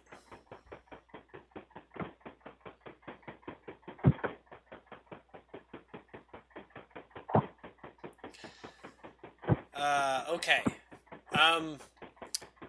You already do a little bit of journaling, a little bit of or blogging or something, a little bit of Yeah. writing. Yeah. Begin doing a version of that you don't share with anybody. And do it to talk with your guides and your higher self. Okay? So we'll call it a conversation with your team, with your people. All right? You can do it incidentally, but try to sneak it in once a day. Because every day has some really interesting things to chew on. And you don't need to spend your whole day in Zen or meditation. You just need a couple occasions like this. Okay? Okay. Here and there, spotted about. You want to get really good at meditation, but they're saying you don't have to do it. You don't actually have to put the energy into that. You are already, respectfully they're saying, much better than you're being asked to be with your ability to meditate at this time. So you're way ahead of the curve. You may not think you're Buddha or something like that, but cut down on the pressure for yourself on that subject. Please, respectfully. Thank you, because, I'm the first person to admit I have ego, which is actually something that thins my ego, being around beings who can't sometimes. Right. But when I go there and I'm in my chat room and I have one of my people coming to me saying, can you help me with this? The stuff that comes out of me in those moments, I feel absolutely limited. Like there's nothing that I don't understand, can't see, can't help with. So I really appreciate you saying that, and it's confirmation for me, because when I go there, it's like the limitlessness of the wisdom of the universe just pours right through me. And I feel it, because when I talk, I can have a chat room full of people, they all stop talking. Yeah. It's like nobody types anything anymore. They just want to see what I have to say, what I'm channeling. It's empowering, not to, build an ego on it or anything, but I see how it helps people, and it really makes me feel good. Right. Now, the energy flowing is actually being asked for by your mind. So your ego is saying, I feel really pleased when I can see these experiences.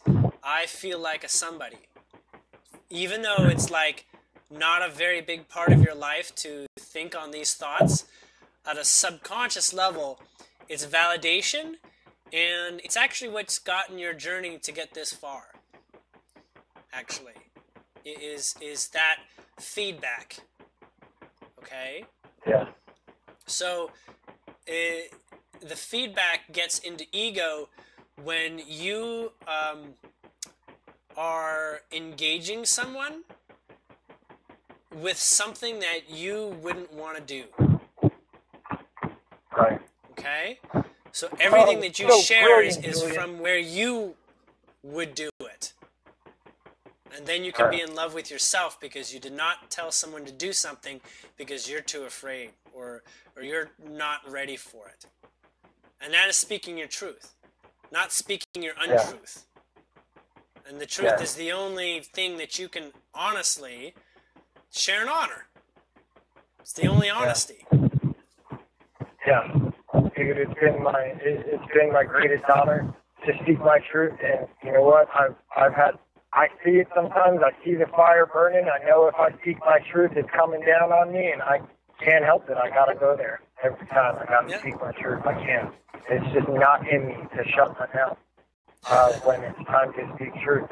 It's been really a blessing. Part of me wants to say blessing and curse, but the curse part is just ego. I understand it's been a blessing because it's really helped me to grow and to be able to speak truth and speak it with love. That's been part of my progression too, is to learn how to, I could be in the middle of spinning hard, but I've learned how to speak truth through it. spend time. He's not feeling great, but no matter what, I still have the ability to bring truth to my being, and I don't have to project emptiness or ego or dissatisfaction on somebody else.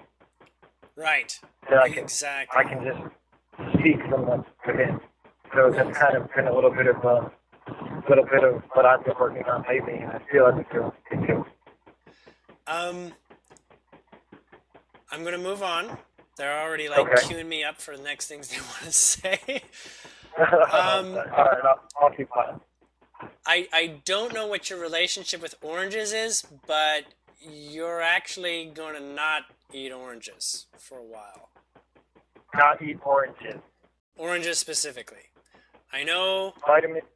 Okay. I know that oranges are excellent, and this is no judgment on oranges, but I'm being told that you're going to use the alternative citrus groups, like grapefruit and lemon and lime. Okay. Okay? But not so much orange, I'm being told. Okay. Does that mean vitamin C or just oranges? Just oranges. Okay. So, wherever you probably ate oranges or drank orange juice, substitute that with lemons and grapefruits and limes. Does that make sense? I was going to say, I don't eat oranges, but when I drink screwdrivers. Okay. Okay. Yeah, I was going to say, not a problem. Then I fell into that. I was like, aha, got it. Okay. Brilliant, brother. Brilliant, man. Oh, my God. The next thing that they want to share is that... Hold on a minute. I kind of don't believe this one. Give me a moment. You don't believe it? Is that what you said? Well... it's going to come up one way or another, so I'm just going to tell you it. You're going to be removed from your phone for a while. From my phone? Yes. So you will not have a personal phone for a while. Man, I just got my phone back after like 7 months. Okay. I surrender. So, yeah, apparently no phone, or not, or for basically, if you really need to make a call, then you do, but no sort of like social media or just calling because or whatever. Every call will have meaning, and anytime you use a phone will have a greater meaning. So either the phone will be taken from you, or you can find an extremely harmonious balance with it. But they're saying get sensitive with what it means, and don't carry it around by all means. Like, if people want to call you, tell me when you're going to call me, and then I'll have my phone with me during that time. Does that make sense? They mean don't actually have it physically on me at all. And let people know that's right. And say, if you want to reach me, tell me when you're going to reach me. Now, I know I'm swinging for the fence on this one, but do they want to say why? They want to say that it's a vibrational anchor for you.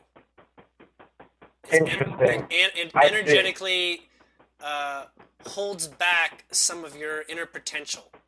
It's also described in the similar way to release yourself from like living in the city and live in the woods, because the energy is different because of that. I understand completely. Okay, because there's a pattern that comes with the phone, whether it's on or off. And if you do have to carry it, it's best that it's off unless you're expecting a call. Does that make sense? Like, I mean, like powered off, not like airplane mode or something, but like off. Okay. Not using any battery. And they know me all too well, and I know exactly what they're trying to tell me. I know exactly what they're telling me. Okay. I know exactly what they. Okay. I was like, that's awkward to tell anybody, but Your guides are very clear when they speak. Yeah, I know what they mean. I need to focus. I need not to have that as a distraction or as an escape route. Okay. There is something that gets... the next thing is also... you guys are controversial, but I'm just going to say it. They really... I'm going to have to get comfortable with this. Give me a moment.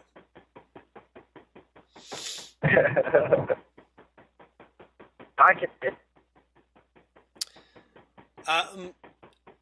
It's not going to be what you think it's going to be in terms of the experience, but two things are going to sort of land in your lap.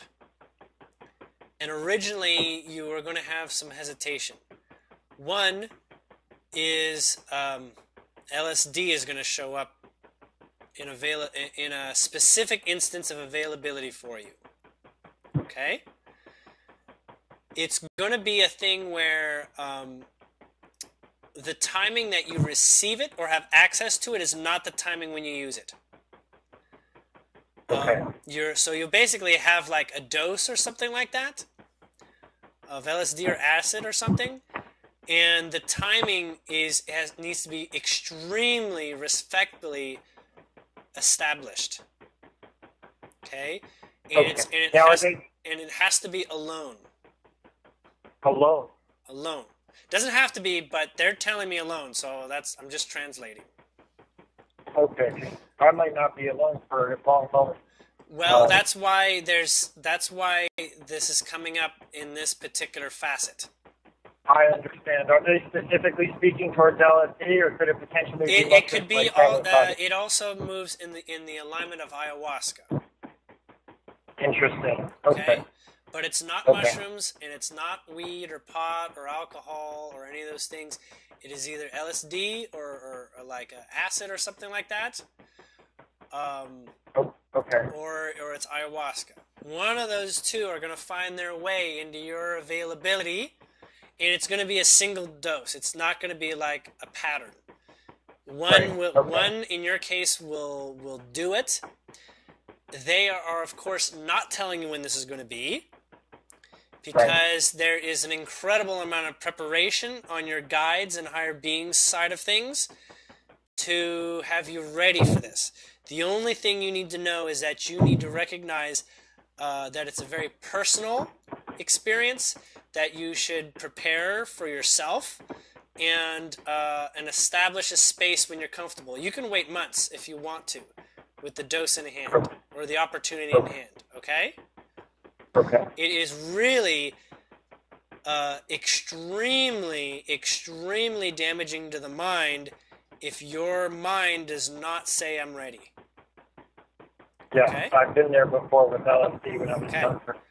But the idea is that you have the best possible experience beyond your wildest imagination when you do. And to do that, you'll want to remove as many mirrors around you that remind you of a world that is from behind you. So you're going to be exploring the future and the broader potentials of yourself with it. Okay. I can't tell you much more than that because I don't have the experience myself. I can't describe what I'm being shown. This sounds like it's brother. I don't know if there's anything left. That's pretty incredible. I surrendered to my experiences. I've learned to do this. So when it comes up, yeah, I'll be ready. I'm being given two more things to just sort of wrap this up. There's going to be two things that are going to show up physically in your experience per your vibrational attraction of it. I'm being told the timing of it is not necessarily like our, the 4 to 6 month time that we've been talking about. Also with the other LSD thing or acid thing, it's also not in the next 6 months necessarily. But you're going to come across something that's like a dagger or a knife. It's going to show up in your life somehow. I can't describe how it's going to show up, but you'll know what this is when it does. This is, on the one hand, it's a test. It's not like dangerous exactly, but it has extreme significance surrounding it. They're telling you this because the initial feelings you'll have will be, I don't want this to happen. But it is literally only can happen this way. It's like a thread that needs to be severed in terms of an old experience, and the knife is a part of the transitioning. Now, it's not like an initiation where you cut yourself and you got blood or something like that. It's not like anything, gory or whatever, okay? But this knife is going to show up in a very unique way that you've never seen before, and you'll be challenged to make the very best of the experience and be as centered as you can. Okay? Oh, crap.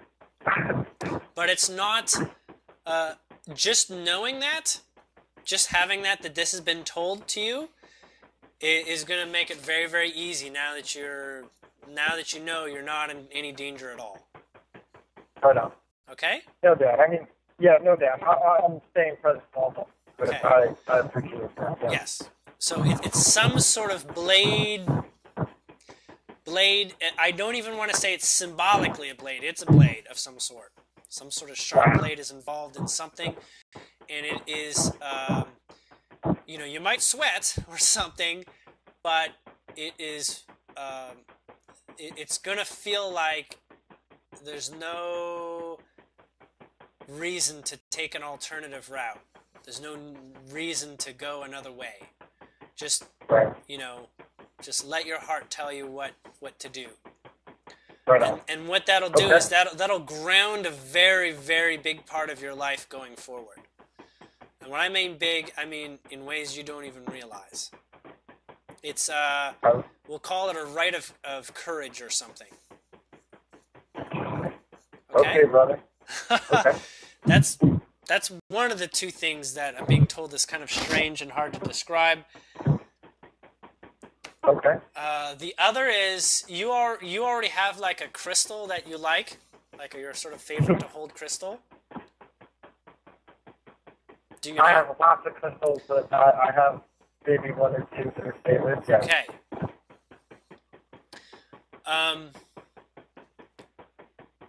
This is getting stranger. Give me a moment.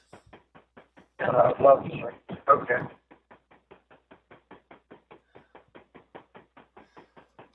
All right. So I've never heard of this happening for someone else other than me.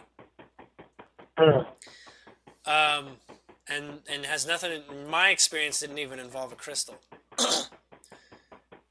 But a future version of yourself. I had this myself. It happened.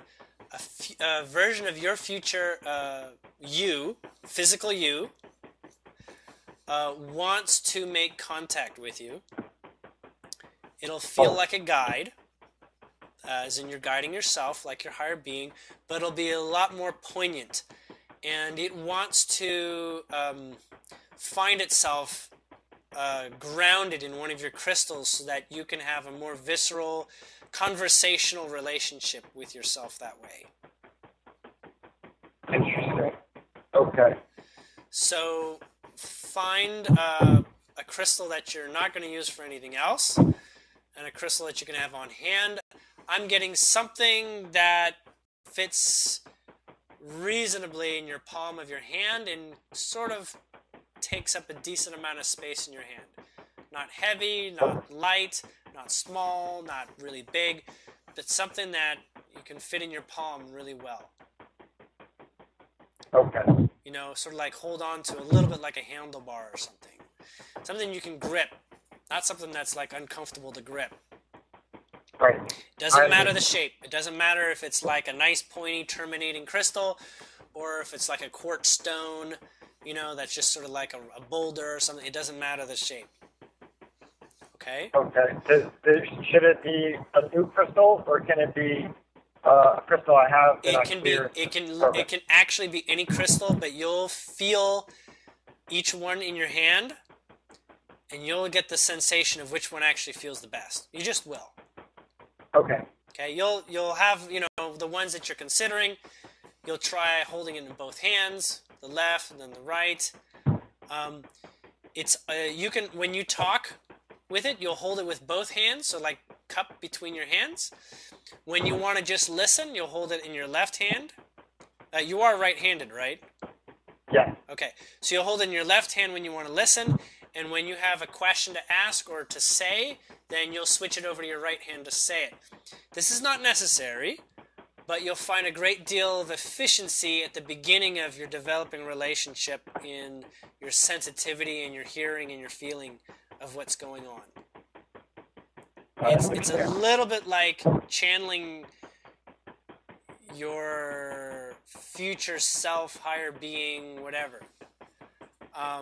But it will literally give you blunt answers that makes you wonder why you even had a question in the first place when you hear the answer.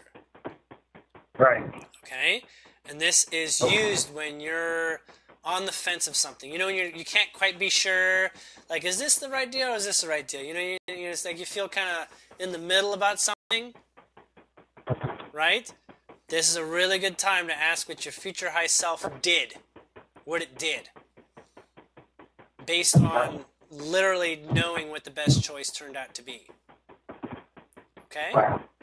So it's like a pendulum of sorts, but it'll be really cozy a feeling when you hear your mind talk to you in very authoritative stance, very firm stance. Like yes, this is correct, or no, or what have you. It'll be blunt. And it is yourself from 6.5 years from now. Wow. Wow. Okay. I can imagine where I'd be in 6.5 years, let alone 6.5 weeks. Wow. You can find out everything about the next 6.5 years if you have the questions to ask. Wow. Okay. I don't know if I want to know just yet. When I'm ready, I'll go there. When you know what? You can't ask a question that doesn't have an answer from yourself. This is what I called, it's very, very similar to what I had an experience of without crystals, is that it's your heart timeline. That if you followed your highest joy, this is what your life would turn into. Fascinating. Okay? So I call it my heart timeline. All timelines are potentials. This is just if you continue to act in your highest bliss that you possibly can in every moment, your life would look like this person's. Wow. Okay. The second I did that, which was leaving the team, which was hard because I felt I couldn't find joy there because the being I was with turning to somebody else. So I followed my joy and left, and lo and behold, a couple weeks later, everything changes. You change, the world. Yeah. You change and the world changes for you. Wow. Fascinating. What an incredible ride, man. It's been so incredible. We'll have to do another session because there's so much there that I'd really like to get into with you. And I love your guidance, and it's quite obvious that my guides come through with you very clearly. So yeah, we'll have to do this again. Did you ever say what it was that came up earlier that you said you would hold until the end? No, we did not talk about that. I'll take a moment and get back to what they're saying.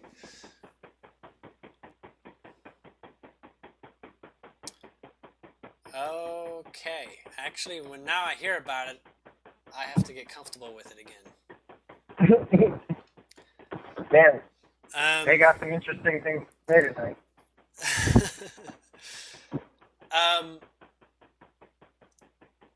Shoot. What a crazy day, man. Yeah. I'm in the middle of doing the craziest thing I've ever done. Greatest moment of surrender I've ever had. and it's been a wild day. I mean, I'm crossing Louisiana into Texas. I left Miami, Florida this morning. It's just crazy. I thought I was walking away from this person, and now they're coming back. I thought I needed a job. Now I have plenty of cash. I don't even know what's going on. I'm just staying present. It's crazy. So I don't know how to tell you this without taking a long time to explain it. So I think that's why they wanted it for the end, so that I didn't have time to explain it to you. Nice. But you've already tapped into the divine vibration enough that you never have to ever die again. Wow. That you can live a life immortal and free from all death-like experiences. Wow. You know, the last 2 days I've been telling myself I don't need to be anything. The divine masculine is in me and growing. I've never said this to myself like I have 5, 6, 7, 8, 9, 10 times each day in the past 2 days. Yeah. I'm gonna have to. I'm gonna let that go and just let it marinate. I don't know what you just said. It's another way of saying that you've already come close enough to the approach vector of connecting to your soul that you're probably not even going to age anymore. You're probably not even physically going to show signs of aging. So, anyhow, I gotta let you go at this point. Yes.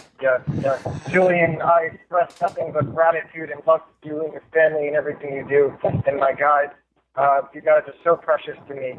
You have such a wonderful family, and it's really, it's an indication of being you are and have become and continue to be. Thank you, brother. Thank you. And I love you too. And until the next time, Andrew. All right. Send my love to your beautiful family, okay? I will. Absolutely. Okay. Thank you. Take care, brother. Bye-bye.